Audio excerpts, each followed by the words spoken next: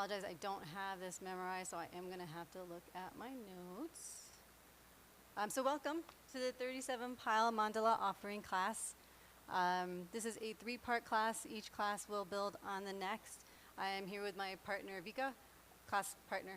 I have a different lover. But I will do the first hour, that's today, and then the second class is tomorrow. I'll do the first half hour, and then Vika will take over from there doing the second and then the third class. So you probably, hopefully have already seen this short mandala. That's the 7-pile mandala offering, which we used to do all the time at the beginning of classes and not so much anymore. And the 37 pile is just a longer version of that 7-pile that we do at the beginning or ending of a course or on a special occasion. I will talk slower. So maybe you have seen monks in a temple doing this offering. They've got the metal rings, and they're building it with rice and jewels, and all the other monks are saying the prayers, the verses in unison, and at the end, the one monk dumps the pile one way or the other towards them or away from them, as we'll learn. And there's a bunch of symbolism behind everything that's going on. So in these 3 classes, we're going to learn the words of the offering, the symbolism behind them, why we're making this offering, the occasions upon which you do it, the mechanics of actually what you're doing, and what is it that we're actually offering? Because it's probably not just rice and fake jewels, probably something more. So then after these 3 classes, we're not sure of the schedule yet, but before one of Geshe-la's classes, while we're here in retreat, everybody who wants to can come here. We can all do this long 37-pile mandala offering, and then when Geshe-la comes in, we can all make the offering to him in person, which is super cool. And then if you don't have a mandala kit, they will be available along with the other materials that you'll need. But once we're sure of the schedule and all of that, that will come later. We'll talk about that later. And then the long-term plan, which would be super duper cool. Am I talking too fast again? I apologize. That might keep happening. I'm from New York. Let me know continuously, and I will slow down. Long-term plan is that when people are familiar with it, then we can turn this into a mandala offering festival.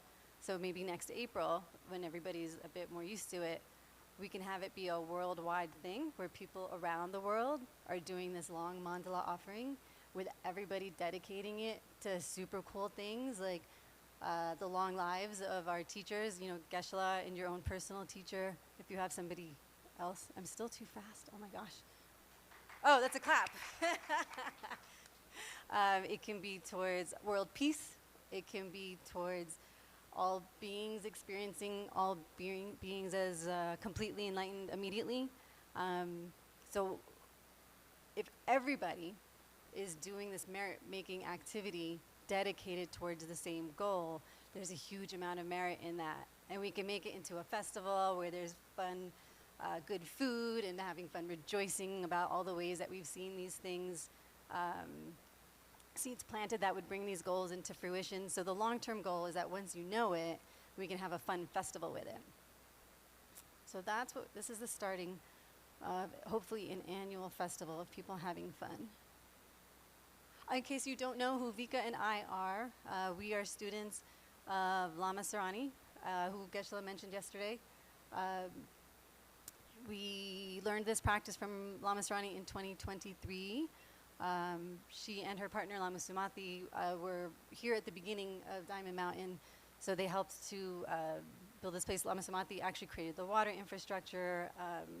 They built and donated 2 cabins. They had lucrative jobs in industry, which they gave up to devote their lives to Dharma. And they've just been serving the community in so many ways, doing actually the Diamond Way courses here when they were first taught, and then doing 3-year retreat here. And Lama Sarani, both of them, served the retreatants here, helping to give the first empowerments here. and just continuously offering life-changing classes. So we've been blessed to receive these teachings from Lama Sarani, who received the teachings herself from Vilma in 2010. Just to have a little background, Vilma's good notoriety was that she is the only person to have attended all of the original, every single one of the original ACI courses and practice modules and every one of the Diamond Way courses offered by Geshe, Michael, and Lama Christie. So she attended all of them. And yes, I'm sorry, and she did 3-year retreat as well. And Vilma learned it from Geshe-la in 1996. So that's a little bit of the background. So today, we're going to go over the lung of the prayer verses. We're going to go over the motivation for doing the practice, the materials needed to make the offering, a little bit of background on the Abhidharma Kosha descriptions of the world, which we are purifying, and just the beginnings of the mechanics of the practice. Janice, if you can please put up 1-3, which is the, yes. Oh, so you do. I'll give the lung in English. I don't have language skills, I'm sorry, to give it in Tibetan, but let's do the lung in English. Om Vajrabhumi Ahung, here is the mighty ground of gold.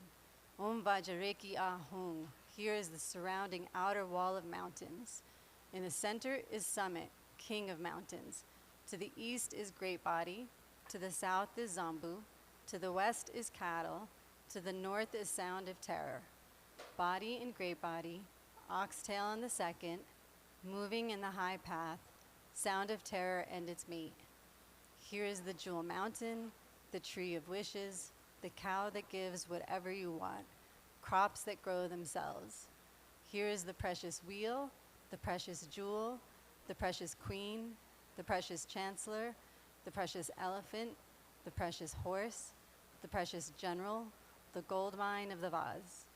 Here is the lady posing lovely, the lady of garlands, the lady of song, the lady of dance, the lady of flower, the lady of incense, the lady of lamps, the lady of perfume.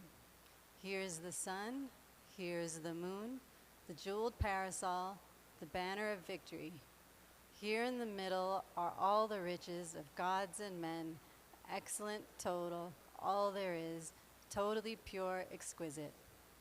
All this I offer to my kind and holy root and lineage lamas, and especially do I present this paradise to the great one, my Lama Lobsang, Lord of the Able, keeper of the diamond, and to his angel retinue.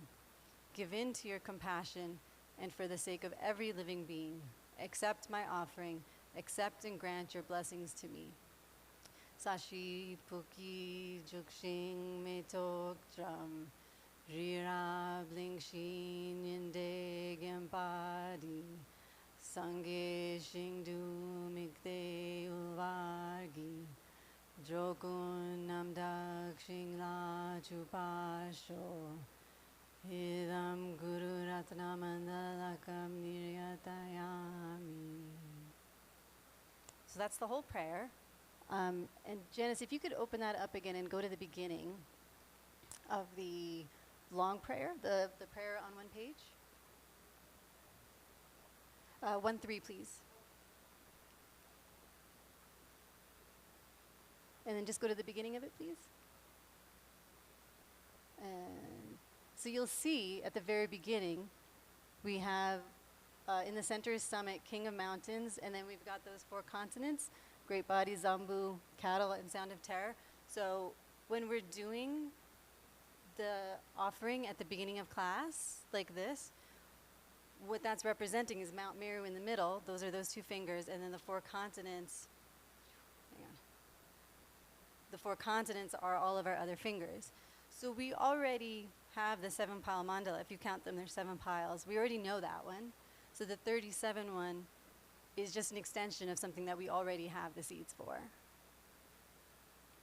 So as always, we want to make sure that we set our motivation in order for what we do to become the causes for what we really want. So we could do our mandala offering practice because we want a new car, and eventually we would get that result.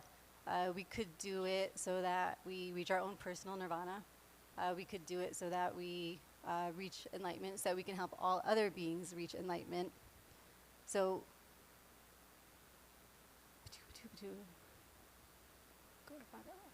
yeah, so the same deed that we're doing, this 37-pile mandala, is going to bring about a different result based upon our motivation for doing it. So if we're just doing it because somebody said to, or because, or we're just doing it out of a habit perhaps, then we'll still get some kind of nice result, but we're missing out on an opportunity to plant seeds for a really much bigger result. So we want to make sure that we set our motivation when we're doing it. And traditionally they say, let's set our motivation by praising the good qualities of the Buddha, Dharma, and Sangha.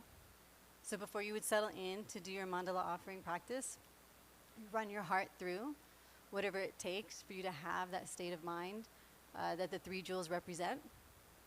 So Buddha, out of a cultivation of love, wisdom, and compassion, became omniscient, right? Which is a manifestation of ultimate love, compassion, and wisdom. So Buddhas know what we need, and so they teach the Dharma. And people have used Dharma to become that too. And then there are those on the path ahead of us, the Sangha, who want to help us, and so that they know that by helping us, they create happiness actually for the whole world. And we know that those beings ahead of us on the path have cultivated or are in the process of cultivating renunciation, bodhicitta, and correct worldview. And so we want to also cultivate our own bodhicitta, right? Which is what changes our results from being something that's focused on just something that we want into, or even something just very normal, or even something like our own personal nirvana, but shifts that into being happiness for all beings. So we're trying to get that feeling in our heart of we're doing this seemingly weird practice of using rice and these rings, and thinking that we're doing this to, maybe we're going to do it to help our friend's back surgery, or maybe we're doing it so that all beings can be happy. And how are those two different results related? And they're not really, right? Except by way of our intention. And so we could do this goal so that way we see all the results that we want to see. Which means, though, theoretically, right, that I could be weeding my garden or doing my dishes, and maybe that would result in seeing myself and all other beings as completely enlightened. And so it could be, but we tend to not think that way, right? We tend to just do our dishes or brush our teeth with the goal of doing our dishes and brushing our teeth. So if we set aside time to do a special practice, we can better tag it, like, okay, I'm definitely doing this for all of those good results that I want to see in my world. So we have that tangible thing that we can do to see that result. But ideally, as we do this more, it'll actually transform our mindset so that everything that we do becomes a cause for all beings to experience all beings as completely enlightened. So how do we develop our wish for enlightenment? And of course, one of the classical ones we all know is to look at all beings and recognize that if past and future lives are true, then all beings have been my mother. And of course, I've been their mother too, but that's not what we're trying to cultivate. They have been my mother. And when they were my mother, how kind she was to me, right? Regardless of any other circumstances, she gave birth to me, kept me alive, made me the person I am today. And so out of gratitude, we want to repay our mothers. So this whole point is about growing this attitude of wanting to do something back for them because they did so much for us. And we recognize that it doesn't matter sort of how wonderful we are to them in worldly ways, we can try to help them in some physical way, that they feel better physically, but then they're just going to get sick again. Or we can try and maybe cook for them, but they're just going to get hungry again. And so we really want to do something that's going to help them reach ultimate happiness. And so it's this bodhicitta that's growing our shifting focus from ourself to others' benefit. And not just the others who we already love, their benefit, but to all others' benefit. So, right, we want to help all beings come out of suffering. And we realize that all these worldly ways that we try, they're really good, and we should keep doing them. But I need to become omniscient so that I can really help them. Because I want to be what they need to give up and take up. And so I need to plant the seeds to reach my own enlightenment. So that's what we're trying to do, is develop this aspiration to reach our total enlightenment so that we can be the one standing on 1 billion planets, being what everybody needs. So even if we can't get that genuine feeling in our hearts, at least try to have it in mind, try to cultivate it, and put some effort into kind of creating it artificially, even if you don't have it, when starting any activity. And then that will help to cultivate that sort of heart-mind during all of our activities. Is my speed okay?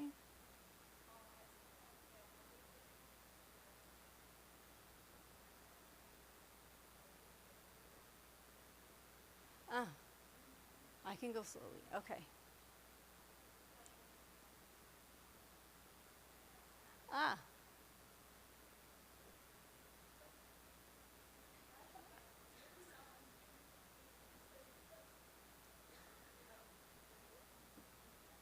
There's Russian happening in front, I think, if the Russians... Everywhere? A little slower. So to recap, we all help people. That's what we do. That's why we're here. We're here because people are suffering, and we want to get them out of suffering. And if we can, how cool it would be to get not just those people that we see and love out of suffering, but to get everybody, including ourselves, out of suffering. So we're trying to grow that aspiration in our hearts. And so at the end, any activity that we do, we're going to have that in our heart and mind. But in the meantime, we can do this little activity, which is a good merit-making practice. And we know when we sit down to do this one, we're like, okay, I remember I'm doing this to help all beings. I think that's caught up to, that's our motivation. Right, okay. So, if we want to reach enlightenment, we need what? Yeah, also we need to do something about it. We need to gather merit. So, how do we gather merit? Great. How do we gather merit?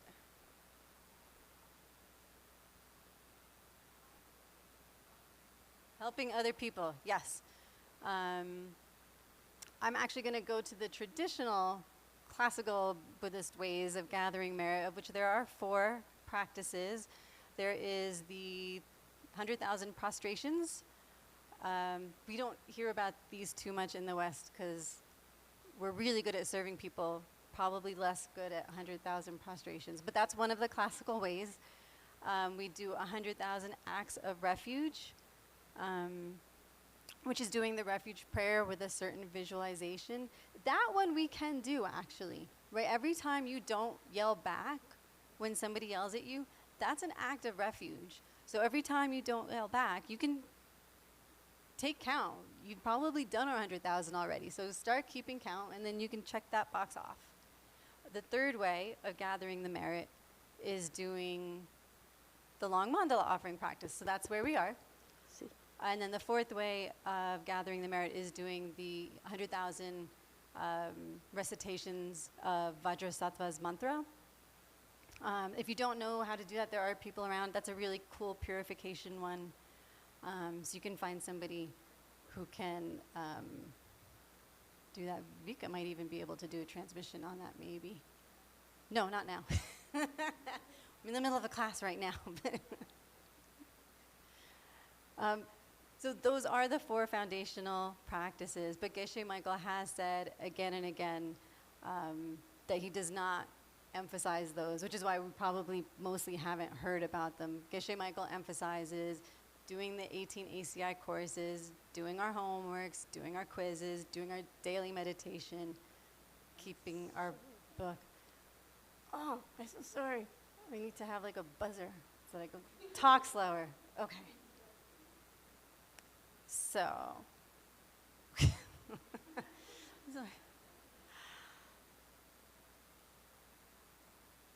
so those are the practices. And we are going to learn how to do this one though. So if you want to do 100,000 of these, then you can use it as a really good merit-making practice. I will mention that Vika did it every single day for a year. And so tomorrow she'll talk about her personal experiences with that. So there are sutra ways of reaching enlightenment, which we've heard takes 3 countless eons to accumulate the merit to reach total enlightenment.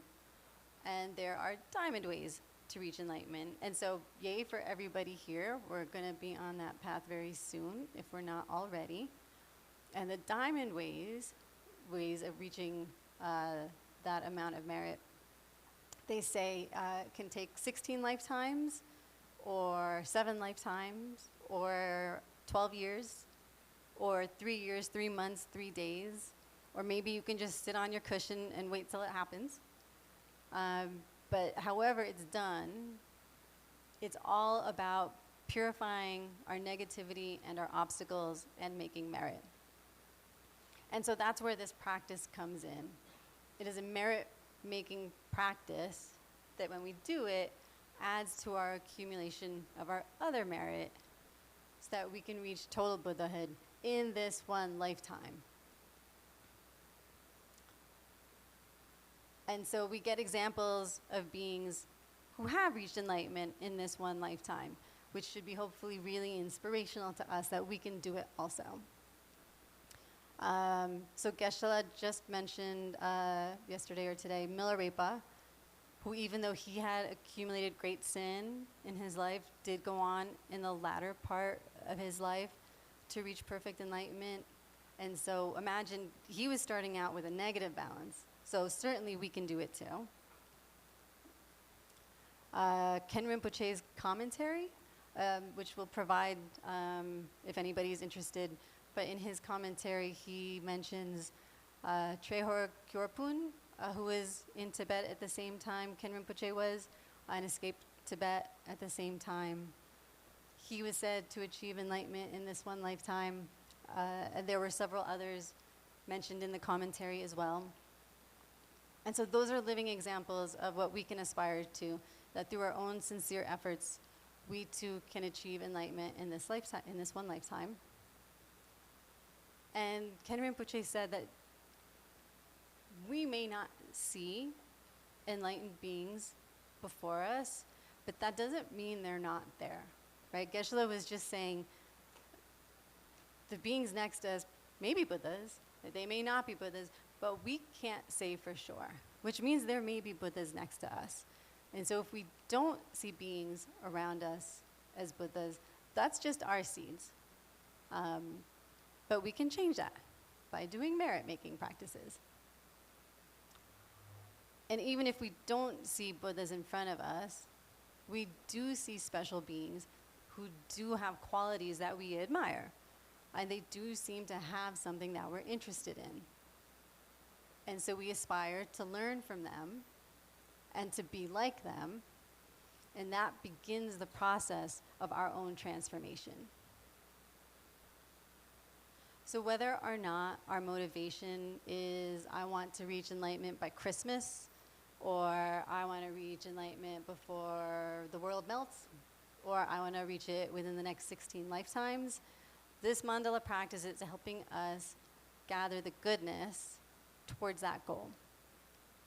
And again, it's something very tangible that we can do, right? So we all know about seeds, so we all are thinking about like, okay, if I don't yell back, I'm getting this merit, and if I don't, if I do this or don't do that, we do these mental shenanigans, and those are hugely powerful. But this is a tangible thing that we can sit down and do that says, okay, I'm going to do this practice, and I know what this planting seeds for, and it's starting a task and completing a task. And there's something about our physical chemistry that even changes once we finish a task. Slowing down again. I'm so sorry. This is my first time. I'm not used to. Sorry. Thank you. Okay. So where did this practice come from? The Tibetans did not make it up. It was first taught by Lord Buddha in a sutra called Kangbu Sekpa, which means how to build a small house. And it was a sutra that taught about making models in the shapes of carriages and filling them with flowers, all taught as an opportunity to create the seeds to gain mastery over the 4 continents. So that doesn't mean anything to me. But what does mean something to me is gaining mastery over my mental afflictions, which is what creates those 4 continents as suffering continents. So we can think of it that way. And then, of course, changing those suffering continents into 4 pure worlds, which is what we're working on, right? Changing our worlds into something pure. This practice appears again in a sutra called the Sutra of Avalokiteshvara, and it comes in a text called Lama Nachupa, which is the 50 verses on the Lama, which you learn once you reach Diamond Way. It's the main practice of Lama Chupa, which we did our first evening. And it is taught again in Lord Tsongkhapa's Lamrim Chenmo.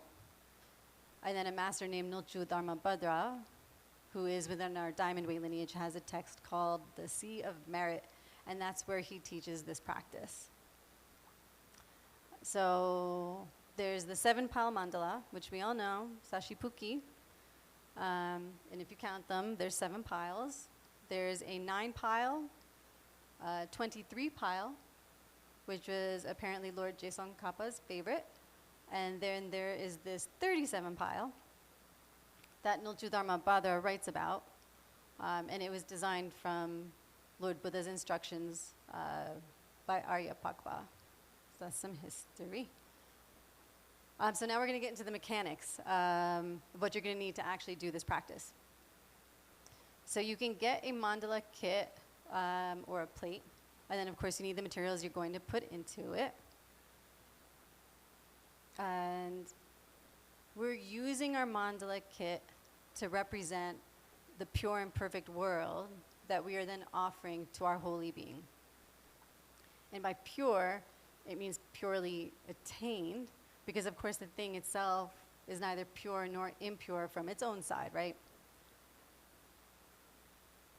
And so we need to be sure that the things we're putting into our mandala kit are purely attained. And we use rice, but you can add little jewels or anything that is special to you. I have little blue heart-shaped gems that I got from my mom's bracelet. So whatever is special and meaningful to you, you can add it. Obviously, we should not steal anything to put into our mandala kit. Not that any of us would be tempted, but we're supposed to say that. And it should be something that we're not going to later regret putting in our mandala kit. Because if we have some kind of bad feeling about it later, that like, ooh, it really strained my resources to put it in there, then the bad seeds, the bad feelings that we have of regret are going to take away from the good seeds that we're creating by actually doing this offering. So, if you take your mother's wedding ring and you put it into your mandala kit, and then it's an offering, right? So theoretically, your lama could accept the offering. So you could be having your mother's wedding ring in your mandala kit, thinking, I'm so great, I'm offering my mother's wedding ring. And then your lama could say, thank you, and then walk off it. And if you're going to be like, ooh, my lama took my mom's wedding ring, that's so cool, that's great. But if you're going to be like, oh, I didn't really mean to give it up, that's not so great. So we need to be mindful about what we're putting in our kit. We are continuously offering it. We're continuously giving it away. So it might actually disappear one day. So just be mindful about what you're putting in your mandala kit. So you can get a traditional mandala set, and they're made out of different substances. The finest ones are gold and silver, but there's also copper, ceramic, slate, wood, and it really doesn't matter at all actually what it's made out of. And you don't even have to get one. If you don't want, you can just use a plate until you're sure that you want to do it. They say the plate should be as big from your elbow to your finger. There are some taller men in here, so maybe you don't use your judgment, but a big plate, it should be round. Preferably oval is okay, but try and get a round one if you can. It does need to have a little bit of a lip on it because we're going to be, pouring rice everywhere. And if there's no lip, then all of a sudden you've got rice everywhere. So a little bit of a lip. Yes. We have an example of a traditional mandala kit. So you would think it would be like this, where all the stuff is inside, but actually it's like this. And you put the rings on top like that. Of course, filled with rice. So this is a traditional mandala kit. And ACI is going to be receiving a shipment of 50 mandala kits in case anybody would like. I'm sorry? Oh, yeah. I'm sorry. Good idea.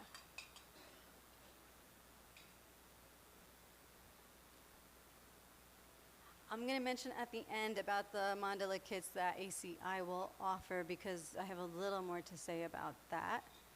But so I'll continue with this for now. If you get a mandala kit, once you get it, it's nice to do something to turn it into something you bought in a store to something that's a little bit more special. So these days, there's two ways that we do it. One is using saffron water.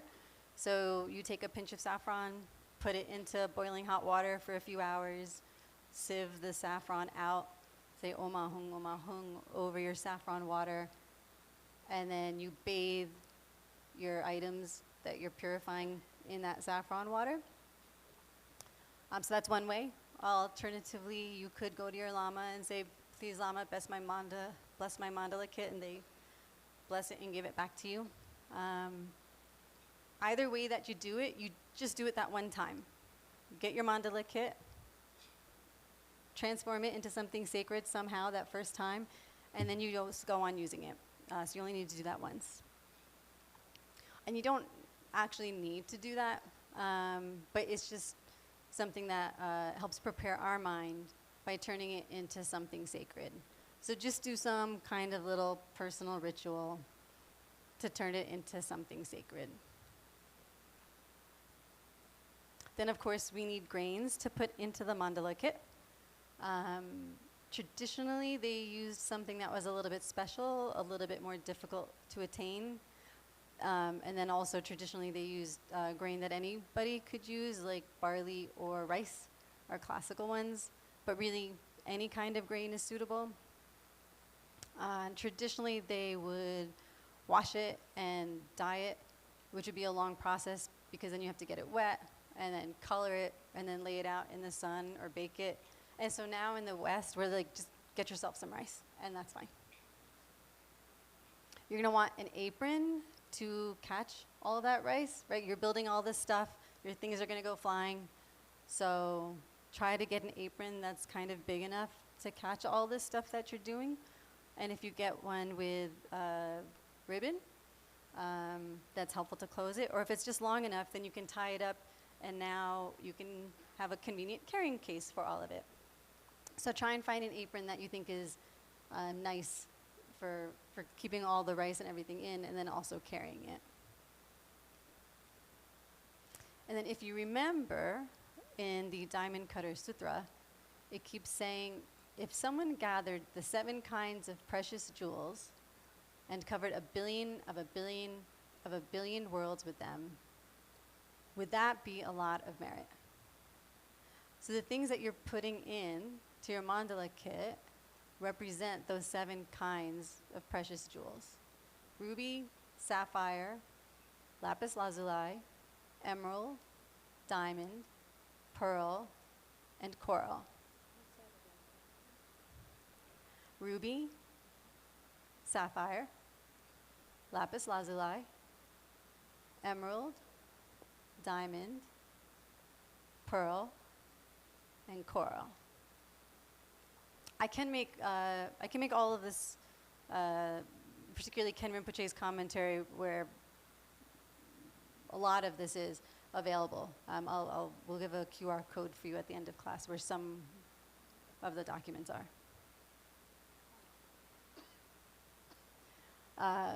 So if you want to get some fancy, expensive jewels to put into your mandala kit, you can do that. That's great, but you don't need to. Just get something that's meaningful for you, something pretty, bless it, put it into your mandala kit, and just leave it there.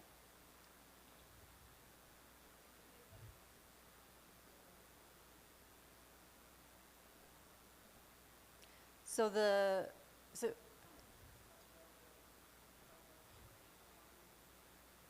how many rings you're asking? So the question is, how many rings are in a traditional mandala set? So the ones that we use have the base and 3 rings, and then the jewel on top. And that's what we'll be sharing today. So if there are other mandala offering prayers, I'm not familiar with them, but I'm sure they're equally wonderful.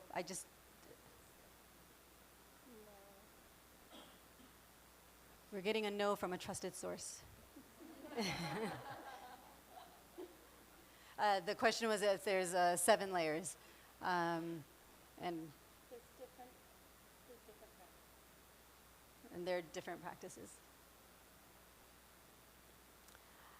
So, how do we see a plate full of rice and fake jewels as a pure and perfect world? Do we know? How do we do that?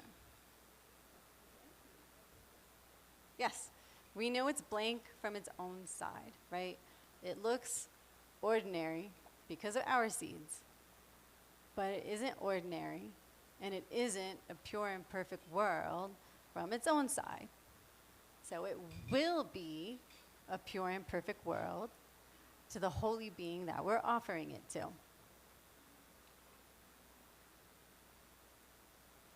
And so there's a benefit to thinking from their side, it's already pure.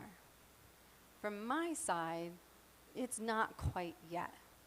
But we're working within this sphere of this one thing being both at the same time, because it's not really either. So it's a powerful way to plant that seed.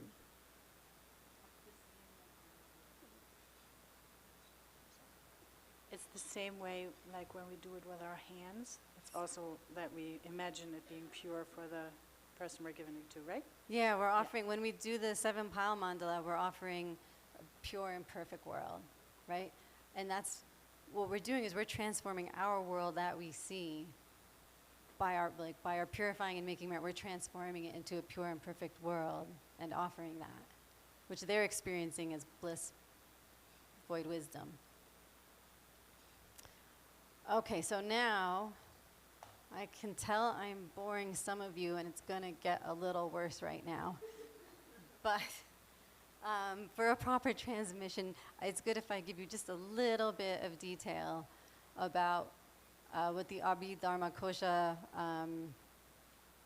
says the world is like. So they detail, and don't worry about this. You can just listen, let it wash over you, and then you heard it, and that's good. So Abhidharma Kosha gives details about the size and shape of the world according to the Buddhist cosmology, like it's a measurable, tangible thing. And it gives a description of the world, which we are then purifying into the pure and perfect world, which we're seeing ourselves offer to our holy being. So this is a little bit of the description of what the world looks like. Another meaning of mandala is disc, a flat round thing. It has a little bit of depth, but it's a flat round thing. And so Abhidharma Kosha says, in the beginning, and you're supposed to say, wait, there is no beginning. But in the beginning, there is wind, and that wind stirred, and it spun faster and faster and faster. And as it spun faster and faster, it solidified into a hard, unbreakable thing.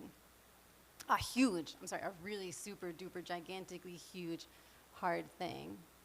Hard as a diamond. So it's round, flat, huge, hard as a diamond, but not diamond, wind disc. So that's that bottom circle where it says wind circle. That is the base. And we're not going to go into all of the details. It's too much. But just to give you an idea, that wind disk is 10 to the 60th kilometers wide and 10 to the 6th deep. Right? So 10 to 60 wide, 10 to 6 deep. So way, way, way wider than it is deep. It's round and blue. So wind is characteristically blue. We're going to disregard the fact that water is also characteristically blue. This is wind. And then upon that forms a disk of water. It's blue in the picture because I couldn't change it. It's supposed to be more clear. So the water disk is about 1/10 of the diameter of the wind disk and half as deep. And on top of those forms a disk of gold, which is the same diameter as the water disk and only half as deep.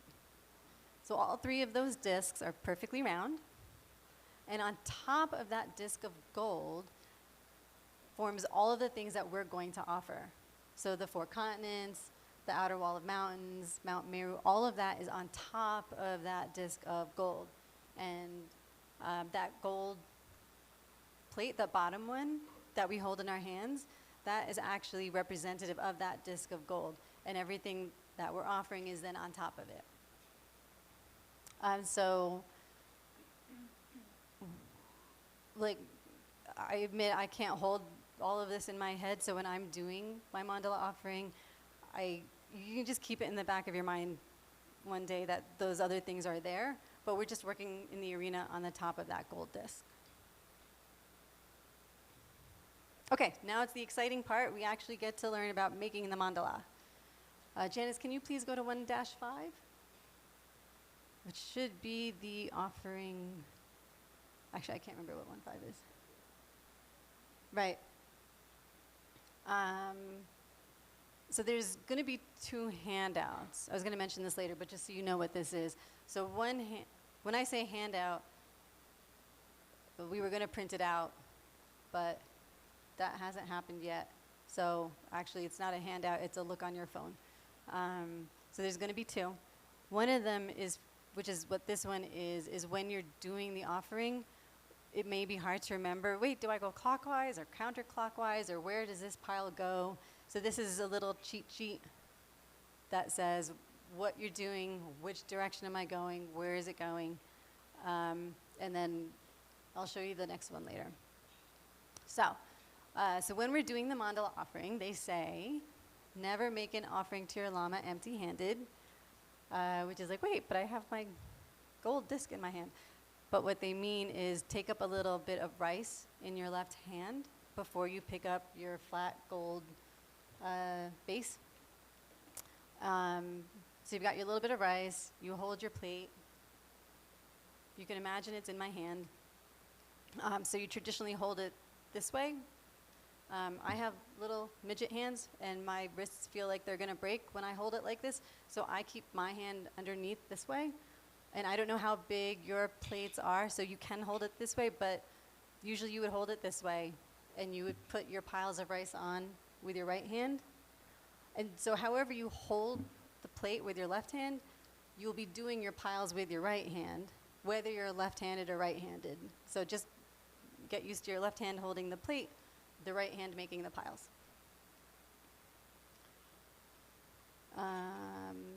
So the first thing that we do is go for refuge.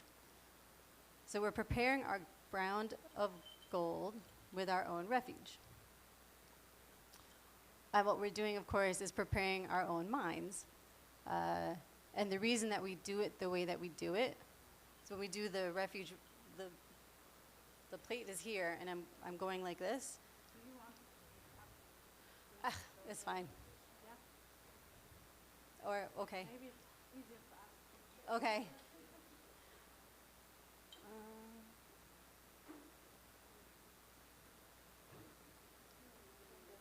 Go here. It's okay. This one's coming. Thank you. Venerable Gilsey.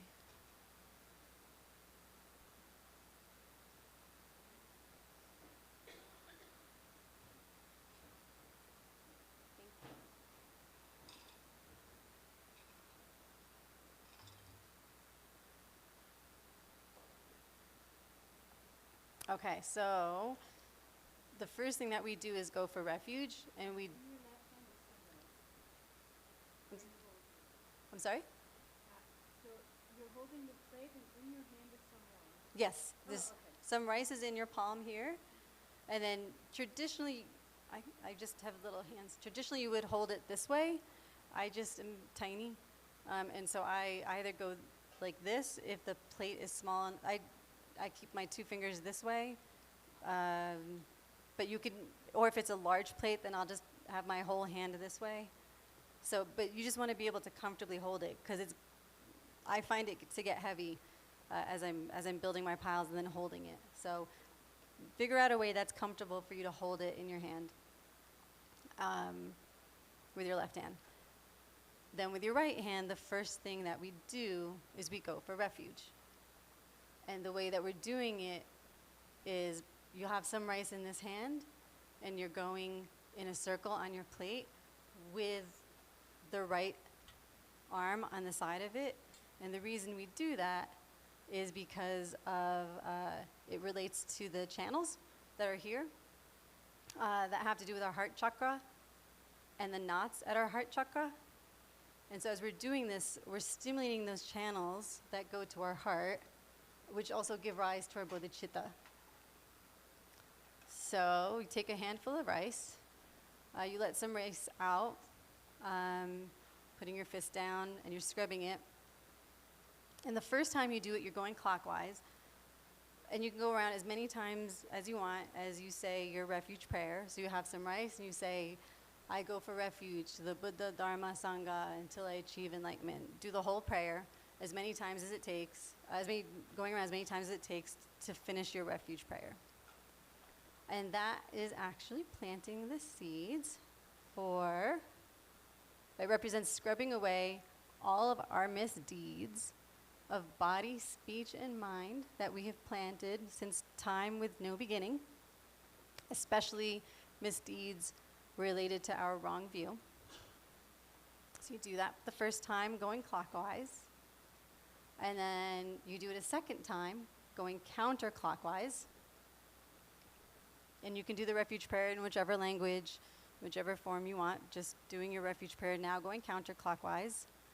And the second time we do it, it represents either receiving the blessings of body, speech, and mind of all of the Buddhas, or your attainment of the three of renunciation, bodhicitta, and correct view. So we're doing our refuge prayer clockwise, and then counterclockwise, and then clockwise. And then we go to the next part of our prayer, which is Om Vajra Bhumi Ahung. Here is the mighty ground of gold. So you set your fist at the point closest to you on your plate. We just did clockwise, counterclockwise, clockwise. So now we're going to go counterclockwise with the Om Vajra Bhumi Ahung. And this time, just go around one time. So if you need to slow down or speed up the way you say it, but do Om Vajra Bhumi Ahung. Here's the mighty ground of gold. And you go around just one time. And then you've been putting rice all over the place by this, but it's best if you don't have any rice left on top, because now you're going to put your first ring on. And if there's some rice there, it might become uneven. So just put your ring on, hopefully with no rice to make it uneven. And then you take another big handful of rice, starting at the point closest to you, which we call east, by the way. Wherever you're sitting in the world, facing whichever way, however the world is around you, the point closest to you is east. So you're going to take a handful of rice, go to the east in front of you, and inside the ring, at the perimeter of the ring, you're going to go clockwise with the I know that's what it is, but going to the outer part of the ring, making the wall of mountains. So it's sort of clear in the center of this ring, and the outer portion of the ring has that outer ring of mountains. And then the last thing for today is in the center is Summit, King of Mountains. So you're going to take another big fistful of rice, you're going to put it in the middle, and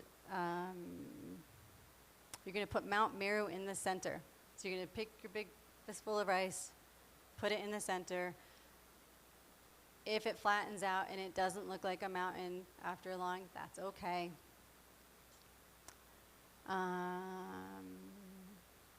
Okay, that was all of the class stuff. We're actually at 2:30. Janice, can you please put up the QR code? So if you go to this QR code, you're going to see two files. One is the one that we just had, which has the where you put everything. The other one is actually an overview. So there's a lot of things that we're going to be placing in our mandala. And the first one it's a map of where is everything in relation to everything else. That has some color coding, which will become important.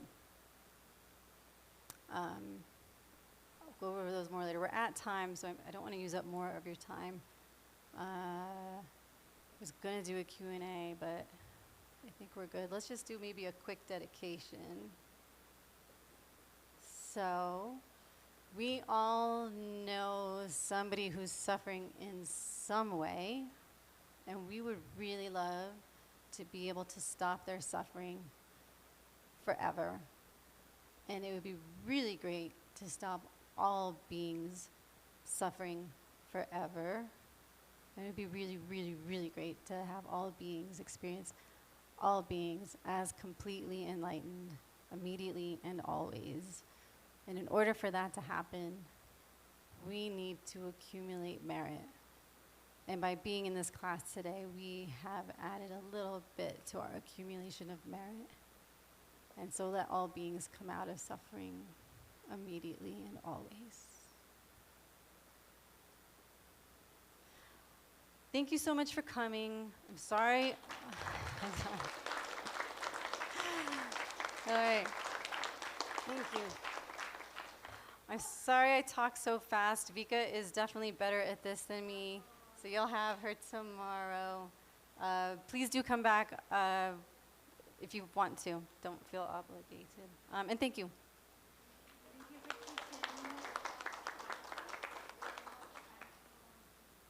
Oh, we did.